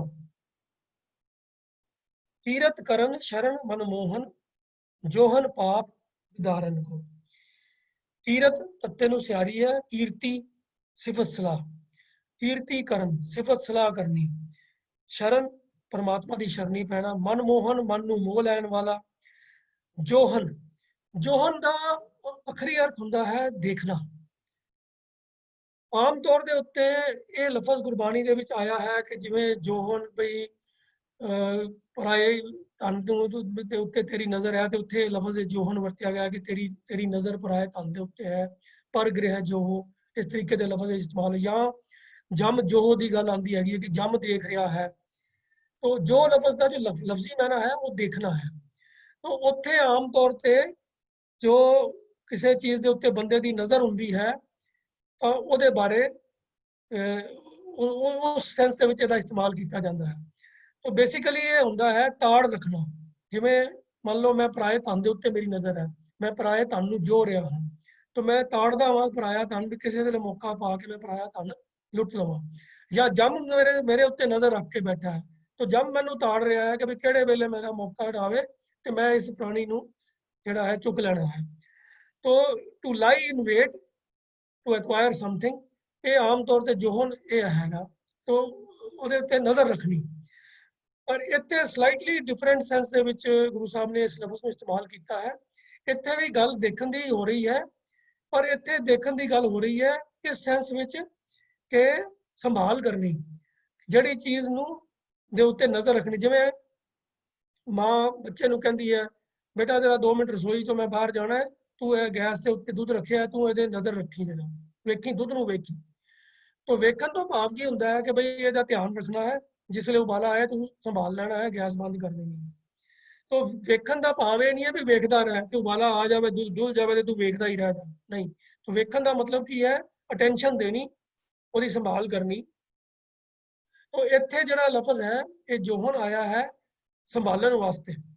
तो गुरु साहब ने इत्थे गल कीती है कीरत करन शरण मनमोहन, जोहन पाप विदारन को, कि मन नू मोह लैन वाले परमात्मा दी सिफत सलाह करनी, उसदी शरणी पैना, ये कम समर्थ हन पाप विदारन को, पापां नू नाश करन दे समर्थ हन जे असी परमात्मा दी सिफत सलाह करिए ਤੇ ਮਨ ਨੂੰ ਮੋਹ ਵਾਲੇ ਪ੍ਰਮਾਤਮਾ ਦੀ ਸ਼ਰਨ ਵਿੱਚ ਆਪਣੇ ਆਪ ਨੂੰ ਪਾ ਦਈਏ, ਉਹਦੀ ਸ਼ਰਨ ਵਿੱਚ ਢਹਿ ਪਈਏ ਤੇ ਉਹਦੀ ਸਿਫਤ ਸਲਾਹ ਕਰੀਏ, ਤਾਂ ਇਹ ਜਿਹੜੇ ਕੰਮ ਹਨ ਇਹ ਸੰਭਾਲ ਲੈਣਗੇ ਸਾਡੇ ਪਾਪਾਂ ਨੂੰ ਤੇ ਪਾਪਾਂ ਨੂੰ ਨਾਸ਼ ਕਰ ਦੇਣਗੇ। तो जोहन लफ्ज ਜਿਹੜਾ ਆਇਆ ਹੈ ਇੱਥੇ ਐਕਸ਼ਨ ਦੇ ਵਾਸਤੇ ਆਇਆ ਹੈ ਕਿ ਇਹ ਪ੍ਰਮਾਤਮਾ ਦੀ ਸ਼ਰਨ ਵਿੱਚ ਪੈ ਕੇ ਪ੍ਰਮਾਤਮਾ ਦੀ ਸਿਫਤ ਸਲਾਹ ਕਰਨੀ, ਇਹ ਕੰਮ ਕਰਨ ਦੇ ਨਾਲ ਪਾਪਾਂ ਨੂੰ ਦੀ ਸੰਭਾਲ ਹੋ ਜਾਏਗੀ, ਪਾਪਾਂ ਨੂੰ ਦਾ ਨਾਸ਼ ਹੋ ਜਾਏਗਾ। ਵਿਦਾਰਨ ਦਾ ਮਤਲਬ ਹੁੰਦਾ ਨਾਸ਼ ਕਰਨਾ, ਦੂਰ ਕਰਨਾ। तो परमात्मा ਦੀ ਸਿਫਤ ਸਲਾਹ ਕਰਨੀ, परमात्मा ਦੀ ਸ਼ਰਨ ਲੈਣੀ, ਇਹ ਪਾਪਾਂ ਦੇ ਨਾਸ਼ ਕਰਨ ਦੇ ਸਮਰੱਥ ਹੈ। ਹਰ ਤਾਰਨ ਤਰਨ ਸਮਰੱਥ ਸਭੈ ਵਿਦ, ਕੁਲੈ ਸਮੂਹ ਉਦਾਹਰਨ ਸੋ। परमात्मा जो है वो इस भवजल तो तारन ਦੇ ਸਮਰੱਥ ਹੈ ਤੇ ਸਭ ਤਰੀਕਿਆਂ ਦੇ ਨਾਲ ਪੂਰਨ ਤੌਰ ਦੇ ਉੱਤੇ ਸਭ ਜੀਵਾਂ ਨੂੰ ਇਸ ਜਗਤ ਤੋਂ ਉਦਾਹਰਨ ਦੇ ਸਮਰੱਥ ਹੈ। ਉਦਾਹਰਨ 100 ਦਾ ਮਤਲਬ ਹੁੰਦਾ ਉਦਾਹਰਨ ਦੇ ਲਈ। ਇਹ 100 ਲਫ਼ਜ਼ ਜਿਹੜਾ ਇੱਥੇ 100 ਵੈਸੇ 100 ਦੀ ਗਿਣਤੀ ਵਾਸਤੇ ਵੀ ਆਉਂਦਾ ਹੈ, 100 ਸੌਣ ਦੇ ਵਾਸਤੇ ਵੀ ਲਫ਼ਜ਼ ਇਸਤੇਮਾਲ ਹੋਇਆ ਹੋਇਆ ਹੈ, ਪਰ ਇੱਥੇ ਉਦਾਹਰਨ 100 ਦਾ ਮਤਲਬ ਹੈ ਉਦਾਹਰਨ ਦੇ ਲਈ। तो हर तारण तरन ਸਮਰੱਥ ਸਭੈ ਵਿਦ, ਸਭ ਤਰੀਕਿਆਂ ਦੇ ਨਾਲ ਭਾਵ ਪੂਰਨ ਤੌਰ ਦੇ ਉੱਤੇ ਜੋ ਪ੍ਰਮਾਤਮਾ ਸਮਰੱਥ ਹੈ ਤੇ ਜੀਵਾਂ ਨੂੰ ਤਾਰਨ ਦੇ ਲਈ ਉਹ ਇੱਕ ਜਹਾਜ਼ ਦਾ ਕੰਮ ਕਰਦਾ ਹੈ। ਤਰਨ ਜਿਹੜਾ ਲਫ਼ਜ਼ ਹੈ ਉਹਦਾ ਆਖਰੀ ਅਰਥ ਹੁੰਦਾ ਹੈ ਬੇੜੀ ਜਾਂ ਜਹਾਜ਼। ਹਰ ਤਾਰਨ ਤਰਨ ਸਮਰੱਥ ਸਭੈ ਵਿਦ, ਕੁਲੈ ਸਮੂਹ ਉਦਾਹਰਨ ਸੋ, ਸਾਰੀਆਂ ਕੁਲਾਂ ਇਨਸਾਨ ਦੀਆਂ ਸਾਰੀਆਂ ਕੁਲਾਂ ਨੂੰ ਉਦਾਹਰਨ ਦੇ ਲਈ ਤਾਰਨ ਦੇ ਲਈ ਸਮਰੱਥ ਹੈ। ਭਾਵ ਕੀ ਹੈ ਕਿ ਜੇ ਕੋਈ ਪਰਮਾਤਮਾ ਦੀ ਸ਼ਰਨ ਲੈ ਲਵੇ, ਪਰਮਾਤਮਾ ਦੀ ਸਿਫਤ ਸਲਾਹ ਦੇ ਨਾਲ ਆਪਣੇ ਮਨ ਨੂੰ ਜੋੜ ਲਵੇ, ਤਾਂ ਉਹਦੇ ਅੰਦਰੋਂ ਪਾਪ ਤਾਂ ਨਾਸ਼ ਹੋ ਹੀ ਜਾਣਗੇ, ਤਾਂ ਉਹਦਾ ਆਪਣਾ ਤਾਂ ਉਧਾਰ ਹੋਏਗਾ ਹੀ, ਉਹਦੀ ਕੁੱਲ ਦਾ ਵੀ ਉਧਾਰ ਹੋ ਜਾਏਗਾ, ਅਸੀਂ ਪਿਛਲੇ ਵਾਰੀ ਵੀ ਸੋਈਏ ਦੇ ਅੰਦਰ ਇਹ ਗੱਲ ਆਈ ਸੀ ਵੀ ਕੁੱਲ ਦਾ ਕੀ ਭਾਵ ਹੈ। ਕੁੱਲ ਦਾ ਭਾਵ ਹੈ ਜੋ ਉਹਦੇ ਆਲੇ ਦੁਆਲੇ ਦੀ ਸੰਗਤ ਹੈ, ਜਿਹੜੇ ਉਹਦੀ ਸੰਗਤ ਕਰਨਗੇ ਉਹ ਵੀ ਉਹਦੇ ਜੀਵਨ ਤੋਂ ਪ੍ਰੇਰਣਾ ਲੈ ਕੇ ਉਹਨਾਂ ਦਾ ਵੀ ਉਧਾਰ ਹੋ ਜਾਏਗਾ। ਉਹ परमात्मा ਦੀ ਸ਼ਰਨ ਲੈਣਾ, परमात्मा ਦੀ ਸਿਫਤ ਸਲਾਹ ਕਰਨੀ ਜੋ ਹੈ ਇਹ ਜੀਵ ਦੇ ਉਧਾਰ ਵਾਸਤੇ ਤੇ ਜੀਵਾਂ ਪਾਪਾਂ ਨੂੰ ਨਾਸ਼ ਕਰਨ ਵਾਸਤੇ ਤੇ ਸਾਰੀ ਕੁੱਲ ਦਾ ਉਧਾਰ ਕਰਨ ਵਾਸਤੇ ਸਮਰੱਥ ਹੈ। ਚਿਤ ਚੇਤ ਅਚੇਤ ਜਾਨ ਸਤ ਸੰਗਤ ਭਰਮ ਅੰਧੇਰ ਮੋਹਿਓ ਕਤ ਤੂੰ। चित चेत अचेत, हे मेरे अचेत चित तू चेत, तू संभल जा। हे मेरे गाफल मन तू सुधर जा, संभल जा, सुचेत हो जा। सत्संगत दे विच जुड़ के ते एक थोड़े जिन्ने समय वास्ते तां घट्टो घट परमात्मा दा नाम अपनी रसना तो उचार लै। तू भरम अंधेरे दा विच मोया होया भटक रहा है। तो पहली पंक्ति के अंदर जो गल कीती है कि चित चेत अचेत जान सत्संगत, अचेत मन गाफल मन तू थोड़ा जिहा तां सत्संगत दे नाल जान पछाण पा, भाव सत्संगत कर। सत्संगत नूं जानना की है, ਇਹ ਨਹੀਂ ਕਿ ਕਿਤਾਬਾਂ ਚੋਂ ਗਿਆਨ ਪੜ੍ਹ ਲੈਣਾ ਵੀ ਸਤਸੰਗਤ ਕਿਹਨੂੰ ਕਹਿੰਦੇ ਹਨ ਤੇ ਚਲੋ ਕੰਮ ਖਤਮ ਹੋ ਗਿਆ। ਜਾਣ ਪਛਾਣ ਹੁੰਦੀ ਹੈ to get familiar with and to interact with, ਉਹਦੇ ਨਾਲ ਮੇਲ ਜੋਲ ਵਧਾਉਣਾ। ਸਾਡੀ ਕਿਸੇ ਬੰਦੇ ਦੇ ਨਾਲ ਜਾਣ ਪਛਾਣ ਕਿਵੇਂ ਵੱਧਦੀ ਹੈ, ਇਹ ਥੋੜਾ ਕਿ ਅਸੀਂ ਸਿਰਫ ਉਹਦੇ ਨਾਲ ਉਹਦੇ ਬਾਰੇ ਕਿਤਾਬ ਚੋਂ ਪੜ੍ਹ ਲਿਆ ਤੇ ਚਲੋ ਜੀ ਸਾਡੀ ਜਾਣ ਪਛਾਣ ਹੋ ਗਈ। ਸਾਡੀ ਜਾਣ ਪਛਾਣ ਤਾਂ ਹੋਏਗੀ, ਦਵੱਲੀ ਜਾਣ ਪਛਾਣ ਤਾਂ ਹੋਏਗੀ ਜੇ ਅਸੀਂ ਦੋਵੇਂ ਜਣੇ ਇੱਕ ਦੂਜੇ ਨੂੰ ਮਿਲਾਂਗੇ, ਵਿਚਾਰ ਵਟਾਂਦਰਾ ਕਰਾਂਗੇ, ਮਿਲਦੇ ਜੁਲਦੇ ਰਵਾਂਗੇ, ਤਾਂ ਅਸੀਂ ਕਹਿ ਸਕਦੇ ਹਾਂ ਕਿ ਅਸੀਂ ਇੱਕ ਦੂਜੇ ਨੂੰ ਜਾਣਦੇ ਹਾਂ। ਨਹੀਂ ਤਾਂ ਮੈਂ ਤਾਂ ਜਾਣਦਾ ਹੋਵਾਂਗਾ ਕਈਆਂ ਨੂੰ, ਪਰ ਉਹਨਾਂ ਦਾ ਉਹ ਬੰਦੇ ਮੈਨੂੰ ਨਹੀਂ ਜਾਣਦੇ ਹੋਣਗੇ ਕਿਉਂਕਿ ਉਹਨਾਂ ਨੇ ਕਦੀ ਮੈਨੂੰ ਦੇਖਿਆ ਵੀ ਨਹੀਂ ਹੋਏਗਾ। ਮੈਂ ਉਹਨਾਂ ਬਾਰੇ ਪੜ੍ਹ ਕੇ ਉਹਨਾਂ ਦੇ ਬਾਰੇ ਜਾਣ ਲਵਾਂਗਾ। तो जान सत्संगत तो मुराद भी यही है कि सत्संगत ਦੇ ਵਿੱਚ ਹਾਜ਼ਰੀ ਭਰ, ਸਤਸੰਗਤ ਦੇ ਨਾਲ ਜਾਣ ਪਛਾਣ ਬਣਾ, ਸਤਸੰਗਤ ਕਰਨੀ ਆਰੰਭ ਕਰ। ਪਰਮ ਅੰਧੇਰ ਮੋਹਿਓ ਕਤ ਤੋਂ, ਤੂੰ ਪਰਮ ਤੇ ਰੂਪ ਹਨੇਰੇ ਦਾ ਲੁੱਟਿਆ ਹੋਇਆ ਕਿੱਥੇ। ਧੌਂ ਦਾ ਅਰਥ ਹੈ ਧੰਮ ਦਾ, ਦੌੜਦਾ ਫਿਰਦਾ ਹੈ। ਮਾਇਆ ਦਾ ਹੀ ਜਿਹੜਾ ਭੁਲੇਖਾ ਤੇਰੇ ਮਨ ਨੂੰ ਪਿਆ ਹੋਇਆ ਹੈ, ਉਹਦੇ ਅੰਦਰ ਹੀ ਇਨਸਾਨ ਹੋਰ ਕੰਮਾਂ ਦੇ ਵਿੱਚ ਭਟਕਦਾ ਰਹਿੰਦਾ ਹੈ। तो इत्थे एक सवालिया फिकरा है कि परम अंधेर मोयो कत तो, तू इस माया दे भरम दे अंधेरे दे विच मोया होया कित्थे दौड़दा फिरदा है। भाव ये करन लायक काम नहीं है, तू काहनूं भटकदा फिरदा है। तो करना की है, मूरत घरी चसा पल सिमरन। मूरत का अर्थ हुंदा है मूरत, एक समय का एक छोटा जिहा हिस्सा है। जिवें असीं आम गल करदे हां ना जी इहदा मूरत कढाओ ਵੀ ਕਿਹੜੇ ਵੇਲੇ ਦਾ ਮੂਹਰਤ ਹੈ। ਉਹ ਮੂਹਰਤ ਕੀ ਹੁੰਦਾ, ਉਹ ਵਾਲਾ ਇੰਟਰਵਲ ਜਦੋਂ ਇਹ ਕੰਮ ਕਰਨਾ ਹੈ। ਤੇ ਪੰਡਤ ਲੋਕੀ ਆਮ ਤੌਰ ਤੇ ਮੂਹਰਤ ਕੱਢਦੇ ਹਨ, ਉਹ ਕਹਿ ਦਿੰਦੇ ਹਨ ਵੀ ਹਾਂ ਜੀ ਇਹ ਰਾਤ ਨੂੰ 3:15 ਤੋਂ ਲੈ ਕੇ ਸਵੇਰ ਦੇ 4:10 ਤੱਕ ਦਾ ਮੂਹਰਤ ਹੈ। ਇਸ ਵੇਲੇ ਜਿਹੜਾ ਹੈ ਉਹ ਤੁਸੀਂ ਵਿਆਹ ਕਰ ਸਕਦੇ ਹੋ, ਬਸ ਇੰਨਾ ਹੀ ਮੂਹਰਤ ਹੈ। ਉਹ ਇੱਕ ਇੰਟਰਵਲ ਆਫ ਟਾਈਮ, तो ਇਹ ਵੀ ਇੱਕ ਛੋਟਾ ਜਿਹਾ ਹੀ ਸਮਾਂ, ਲਿਮਿਟਡ ਜਿਹਾ ਸਮਾਂ ਹੁੰਦਾ ਹੈ। ਮੂਹਰਤ ਘੜੀ 24 ਮਿੰਟਾਂ ਦੀ ਘੜੀ ਹੁੰਦੀ ਹੈ।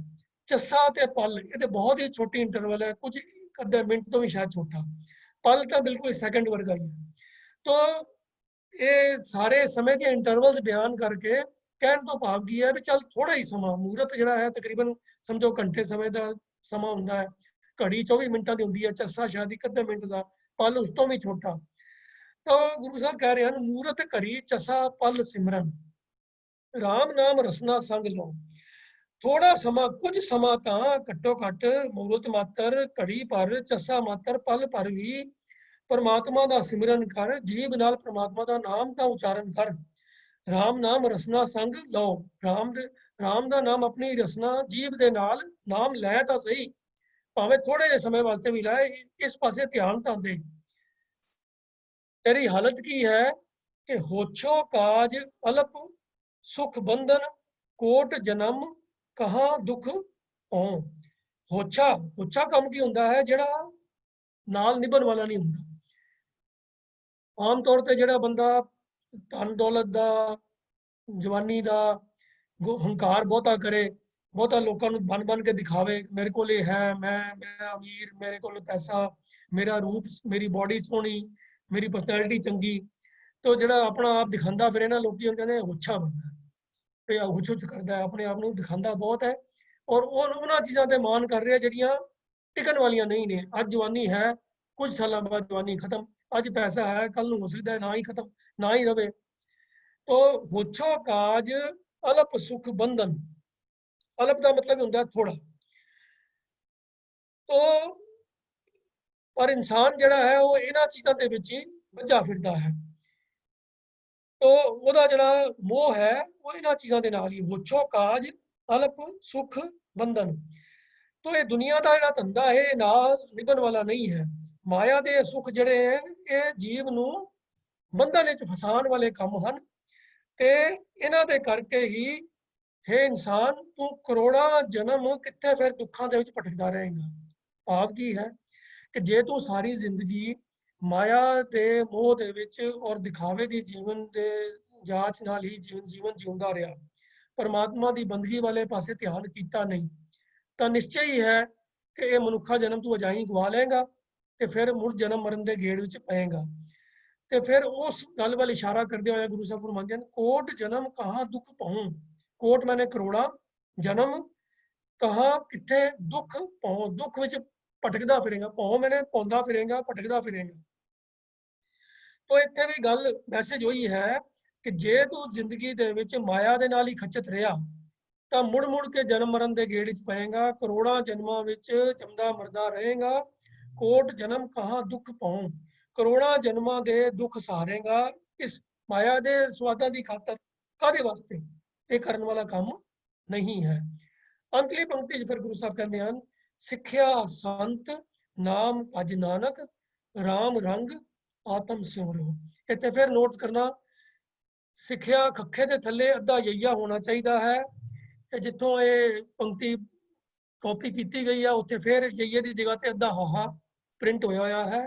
ਤੋ ਇਹ ਮੂੰਹ ਇਹਦਾ ਸੱਜੇ ਪਾਸੇ ਹੋਣਾ ਚਾਹੀਦਾ ਹੈ, ਕੁੰਡੀ ਸੱਜੇ ਨੂੰ ਹੋਣੀ ਚਾਹੀਦੀ, ਲੈਫਟ ਨੂੰ ਨਹੀਂ ਹੋਣੀ ਚਾਹੀਦੀ। ਇਹ ਅੱਧਾ ਹਾਹਾ ਪ੍ਰਿੰਟ ਹੈ, ਹੋਣਾ ਅੱਧਾ ਯਈਆ ਚਾਹੀਦਾ। ਸਿੱਖਿਆ ਸੰਤ ਨਾਮ ਭਜ ਨਾਨਕ। ਸਿੱਖਿਆ ਸੰਤ ਮੈਨੇ ਸੰਤਾਂ ਦੀ ਸਿੱਖਿਆ ਦੇ ਦੁਆਰਾ, ਨਾਮ ਭਜ ਤੇ ਰਾਮ ਰੰਗ, ਰੰਗ ਦੇ ਗੱਗੇ ਨੂੰ ਸਿਆਰੀ ਆ, ਭਾਵ ਰੰਗ ਦੇ ਵਿੱਚ, ਪਿਆਰ ਦੇ ਵਿੱਚ। ਤੋ ਗੁਰੂ ਸਾਹਿਬ ਜੋ ਪ੍ਰੇਰਨਾ ਕਰ ਰਹੇ ਹਨ ਕਿ ਬਈ ਤੂੰ ਜਿਹੜੇ ਕੰਮ ਕਰ ਰਿਹਾ ਹੈ ਇਹ ਕਰਨ ਵਾਲੇ ਨਹੀਂ ਹਨ। ਤੂੰ ਗਾਫਲ ਹੋ ਕੇ ਤੇ ਮਾਇਆ ਦੇ ਮੋਹ ਦੇ ਹਨੇਰੇ ਵਿੱਚ ਭਟਕ ਰਿਹਾ ਹੈ। ਪਲ ਭਰ ਵੀ ਤੂੰ ਪ੍ਰਮਾਤਮਾ ਦਾ ਨਾਮ ਲੈਣ ਵਾਲੇ ਪਾਸੇ ਧਿਆਨ ਨਹੀਂ ਦੇ ਰਿਹਾ, ਸਤਸੰਗਤ ਨਹੀਂ ਕਰਦਾ, ਮਾਇਆ ਦੇ ਸੁੱਖਾਂ ਵਾਲੇ ਪਾਸੇ ਹੀ ਔਰ ਦਿਖਾਵੇ ਦੇ ਕੰਮਾਂ ਦੇ ਵਿੱਚ ਤੂੰ ਆਪਣਾ ਜਨਮ ਅਜਾਈ ਗਵਾ ਰਿਹਾ ਹੈ। ਪਰ ਗੁਰੂ ਸਾਹਿਬ ਪ੍ਰੇਰਨਾ ਕਰ ਰਹੇ ਹਨ, ਸਿੱਖਿਆ ਸੰਤ ਨਾਮ ਭਜ। हे ਨਾਨਕ, ਸੰਤਾਂ ਦਾ ਉਪਦੇਸ਼ ਲੈ ਕੇ ਤੇ ਪ੍ਰਭੂ ਦਾ ਨਾਮ ਭਜ, ਨਾਮ ਸਿਮਰ। ਰਾਮ ਰੰਗ ਆਤਮ ਸਿਮਰੋ। ਤੇ ਰਾਮ ਦੇ ਰੰਗ ਵਿੱਚ ਮਗਨ ਹੋ ਕੇ, ਰਾਮ ਦੇ ਪ੍ਰਮਾਤਮਾ ਦੇ ਪਿਆਰ ਦੇ ਵਿੱਚ ਭਿੱਜ ਕੇ ਆਪਣੇ ਅੰਦਰ ਹੀ ਆਤਮ ਸਿਉ ਰਉ। ਰਉ ਦਾ ਮਤਲਬ ਹੁੰਦਾ ਹੈ ਆਨੰਦ ਮਾਨਣਾ। ਆਪਣੇ ਅੰਦਰ ਹੀ ਅੰਦਰ ਪ੍ਰਮਾਤਮਾ ਦੇ ਪਿਆਰ ਦਾ ਆਨੰਦ ਮਾਣ। ਤੋ ਕੀ ਸਿੱਖਿਆ ਦੇ ਰਹੇ ਹਨ ਗੁਰੂ ਸਾਹਿਬ ਕਿ ਬਜਾਏ ਮਾਇਆ ਦੇ ਦਿਖਾਵਾ ਕਰਨ ਦੇ, ਸਤਸੰਗਤ ਵਿੱਚ ਜਾ ਕੇ ਸਤਸੰਗਤ ਨਾਲ ਜਾਣ ਪਛਾਣ ਵਧਾ, ਸਤਸੰਗਤ ਕਰ ਤੇ ਸੰਤਾਂ ਦੀ ਸੰਗਤ ਵਿੱਚ ਉਹਨਾਂ ਪਾਸੋਂ ਸਿੱਖਿਆ ਲੈ ਕੇ, ਜੀਵਨ ਜਾਂਚ ਸਿੱਖ ਕੇ ਆਪਣੇ ਮਨ ਦੇ ਅੰਦਰ ਹੀ ਪਰਮਾਤਮਾ ਦੇ ਪਿਆਰ ਦੇ ਵਿੱਚ ਭਿੱਜ ਕੇ, ਪਰਮਾਤਮਾ ਦੀ ਯਾਦ ਵਿੱਚ ਜੁੜ ਕੇ ਆਨੰਦ ਦਾ ਜੋ ਹੈ ਐਕਸਪੀਰੀਅੰਸ ਤੂੰ ਕਰ, ਆਪਣੇ ਅੰਦਰ ਹੀ ਆਨੰਦ ਨੂੰ ਮਹਿਸੂਸ ਕਰ, ਆਨੰਦ ਨੂੰ ਮਾਣ। ਤੋ ਇਸ ਸਵਈਏ ਦੇ ਅੰਦਰ ਵੀ ਇਹੀ ਪ੍ਰੇਰਨਾ ਕੀਤੀ ਗਈ ਹੈ ਕਿ ਮਾਇਆ ਦੀ ਭਟਕਣਾ, ਮਾਇਆ ਦੇ ਮੋਹ ਨੂੰ ਤਿਆਗ ਕੇ ਪਰਮਾਤਮਾ ਦੀ ਪ੍ਰੇਮਾ ਭਗਤੀ ਦੇ ਵਿੱਚ ਇਹ ਜੀਵਨ ਨੂੰ ਲਗਾਉਣਾ ਚਾਹੀਦਾ ਹੈ। ਸਤਸੰਗਤ ਚੋਂ ਪ੍ਰੇਰਨਾ ਲੈ ਕੇ ਆਪਣੀ ਜੀਵਨ ਦੀ ਜਾਂਚ ਨੂੰ ਬਦਲਣਾ ਚਾਹੀਦਾ ਹੈ। ਤੋ ਇਹ ਇਹਨਾਂ ਦੋਨਾਂ ਸਵਈਆਂ ਦੇ ਇਸ ਤਰ੍ਹਾਂ ਦੀ ਪ੍ਰੇਰਨਾ ਹੈ। ਤੋ ਸਮਾਂ ਕਾਫੀ ਹੋ ਗਿਆ ਹੈ, ਤੋ ਹੋਈਆਂ ਭੁੱਲਾਂ ਦੀ ਖਿਮਾ। ਤੇ ਜੇ ਅੱਜ ਦੇ ਵਿਚਾਰ ਦੇ ਨਾਲ ਸੰਬੰਧਿਤ ਕਿਸੇ ਦਾ ਕੋਈ ਪ੍ਰਸ਼ਨ ਹੋਵੇ ਜੀ ਤਾਂ ਉਹ ਸਵਾਲ ਪੁੱਛ ਸਕਦੇ ਹਨ। ਇੱਥੇ ਸਮਾਪਤੀ ਹੈ ਜੀ। ਵਾਹਿਗੁਰੂ ਜੀ ਕਾ ਖਾਲਸਾ, ਵਾਹਿਗੁਰੂ ਜੀ ਕੀ ਫਤਿਹ।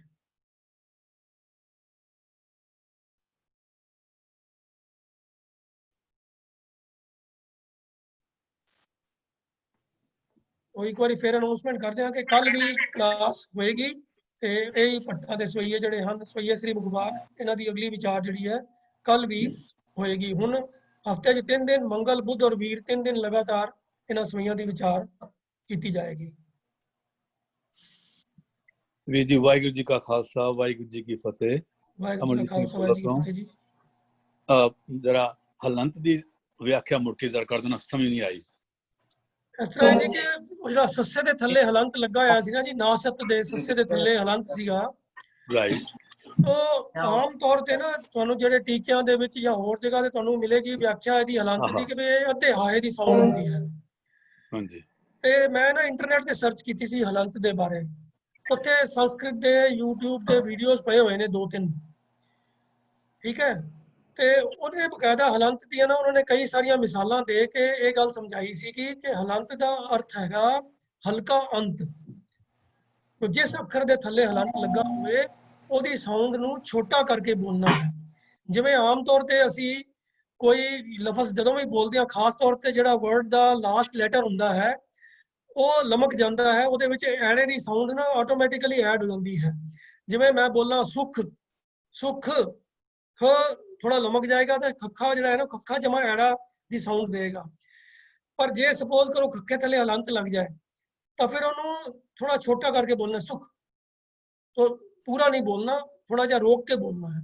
तो हल्का अंत भाव हलंत, ये मीनिंग है जो मैंने उतों वीडियोस देख के समझ आया। वो संस्कृत की जो व्याख्या करने वाले जो टीचर सन उन्होंने यूट्यूब के वीडियोस पे ने, तुम भी अगर जो नेट पे सर्च करोगे हलंत दे तो उसी वीडियो देख सकते हो।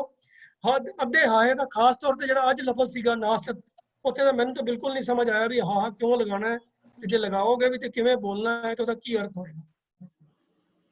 ਥੈਂਕ ਯੂ ਜੀ। MP ਸਿੰਘ ਜੀ ਦਾ ਮਤਲਬ ਇਹ ਹੋ ਗਿਆ ਵੀ ਜਿਸ ਅੱਖਰ ਦੇ ਥੱਲੇ ਹਲੰਤ ਹੈਗਾ ਉਸ ਅੱਖਰ ਦਾ ਆਵਾਜ਼ ਅੱਧੀ ਹੋ ਕੇ ਬੋਲਦੀ ਹੈ, ਮਤਲਬ ਅੱਧੀ ਨਹੀਂ, ਮੈਂ ਥੋੜੀ ਰੋਕ ਦੇਣੀ ਹੈ, ਲਮਕਾਣਾ ਨਹੀਂ ਉਹਨੂੰ, ਹਲਕੀ ਕਰਕੇ ਬੋਲਣੀ ਹੈ। ਮਤਲਬ ਇਹਦਾ ਹਲਕੀ ਹੋ ਗਿਆ ਹਲਕਾ ਨਾ, ਮਤਲਬ ਉਹਨੂੰ ਥੋੜੀ ਕਹਿ ਲਓ ਜਿਵੇਂ ਅਸੀਂ ਜੇ ਅੱਧਾ ਹਾਹਾ ਤੋਂ ਉਹਨੂੰ ਅੱਧੇ ਹਾਹੇ ਦੀ ਆਵਾਜ਼ ਦਿੰਨੇ ਆ ਜਦੋਂ ਪਿੱਛੇ ਹੁੰਦਾ, ਜੇ ਹਲੰਤ ਹੈ ਤੇ ਇਹਨੂੰ ਉਸ ਆਵਾਜ਼ ਨੂੰ ਖੱਖਾ ਨਹੀਂ ਗਾ ਖਾ ਖਾ ਬਸ ਕੱਖ ਨਹੀਂ ਗਾ ਖਾ। ਜਿਵੇਂ ਇਸ ਤਰ੍ਹਾਂ ਗੁਣ ਗੁਣ ਹੈ, ਗੁਣ ਅਸੀਂ ਬੋਲਾਂਗੇ ਗੁਣ ਗੁਣ ਗੁਣ ਗੁਣ, ਮਤਲਬ ਅਖੀਰਲੇ ਅੱਖਰ ਤੇ ਪੂਰਾ ਜ਼ੋਰ ਨਹੀਂ ਲੱਗਦਾ।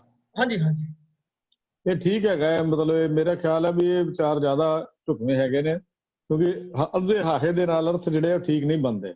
ਦੇਖੋ ਅੱਧੇ ਹਾਹੇ ਦਾ ਤਾਂ ਵੈਸੇ ਵੀ ਚਿੰਨ੍ਹ ਹੈਗਾ ਹੀ ਹੈ ਸਾਡੇ ਕੋਲ, ਅੱਧੇ ਹਾਹੇ ਦਾ ਚਿੰਨ੍ਹ ਵੈਸੇ ਹੈਗਾ, ਅੱਧੇ ਵਈਏ ਦਾ ਚਿੰਨ੍ਹ ਹੈਗਾ। ਹਲੰਤ ਜਿਹੜਾ ਲੱਗਾ ਜਿੱਥੇ ਉਹ ਆਵਾਜ਼ ਹਲਕੀ ਕਰੋ, ਇਹ ਹਲ ਹਲ ਹਲਕੇ ਅੰਤ ਜਿਹੜਾ ਠੀਕ ਜਾ ਹਲ ਦਾ ਅਰਥ ਵੀ ਠੀਕ ਹੀ ਲੱਗਦਾ ਹਲੰਤ ਦਾ। ਮੈਂ ਸੁਜੈਸਟ ਕਰਾਂਗਾ ਵੀ ਜਿਨ੍ਹਾਂ ਨੇ ਇਹਦੇ ਬਾਰੇ ਥੋੜੀ ਹੋਰ ਜਾਣਕਾਰੀ ਲੈਣੀ ਹੋਵੇ ਬੇਸ਼ੱਕ ਕੋਈ ਇੰਟਰਨੈਟ ਤੇ ਸਰਚ ਕਰਨਗੇ ਹਲੰਤ ਦੀ ਤੇ ਉਹਨਾਂ ਨੂੰ ਮਿਲ ਜਾਣਗੀਆਂ ਵੀਡੀਓਜ਼। ਬਹੁਤ ਵਧੀਆ ਜੀ, ਧੰਨਵਾਦ ਤੁਹਾਡਾ, ਬਹੁਤ ਪਿਆਰ ਨਾਲ ਸਮਝਾਇਆ। तो होर जे किसी का कोई कमेंट या कोई प्रश्न होवे ते जी, नहीं तो फिर ਅਸੀਂ समाप्ति करते हैं जी। भी क्लास इस टाइम ही होनी है। हाँ जी, कल बुधवार और वीरवार भी, हुन मंगल बुध वीर 3 दिन सेम टाइम ते होगी। ठीक है जी। स्क्रीन पे मैं कुछ शेयर करा रहे हैं, एक बार आप जी देख सकते हो। एक बार आप ਤੁਸੀਂ ਇਹ ਕੱਲ ਨਾ ਗਰੁੱਪ ਵਿੱਚ ਪਾ ਹੀ ਦੇਣਾ। ओके, ए देगा अपना।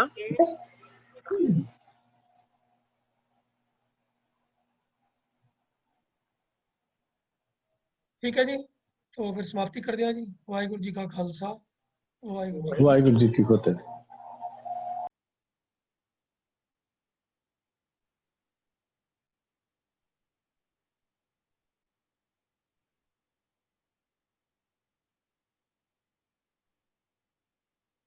जो एंड कर दो आप जी होस्ट हो। आज तो मैं करना सी।